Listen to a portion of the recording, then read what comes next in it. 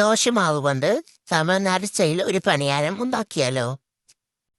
എന്നാൽ നമുക്ക് ഉണ്ടാക്കാൻ തുടങ്ങാം. അത് 2 സവാള കട്ട് ചെയ്യും, 3 തണ്ട് കറിവേപ്പില, പിന്നെ 2 പച്ചമുളകും. പിന്നെ പാനിലേക്ക് കടുകും എണ്ണയും ഒഴിച്ച് അതിനുശേഷം ഉള്ളിയും ഇട്ട് നന്നായി മിക്സ് ചെയ്യുക. അതിനുശേഷം കറിവേപ്പിലയും പച്ചമുളകും ഇടുക. നന്നായി വഴറ്റിയതിന് ശേഷം ദോശമാവിലേക്ക് ഇതിട്ട് കൊടുക്കുക.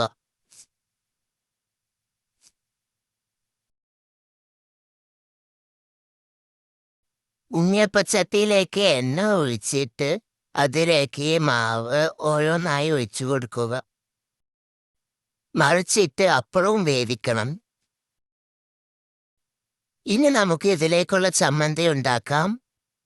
കുറച്ച് പൊട്ടുകടലയും 1 കഷ്ണം ഇഞ്ചിയും, 2 പച്ചമുളക്, കുറച്ച് തേങ്ങ, പിന്നെ കുറച്ച് ഉപ്പും, കുറച്ച് വെള്ളവും ഒഴിക്കണം. എന്നിട്ട് നന്നായി മിക്സിയിൽ അടിക്കാം.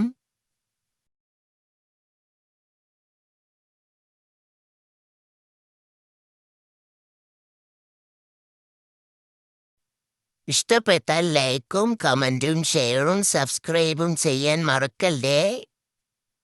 അപ്പോൾ അടുത്ത വീഡിയോ ആയിട്ട് വീണ്ടും വരാം.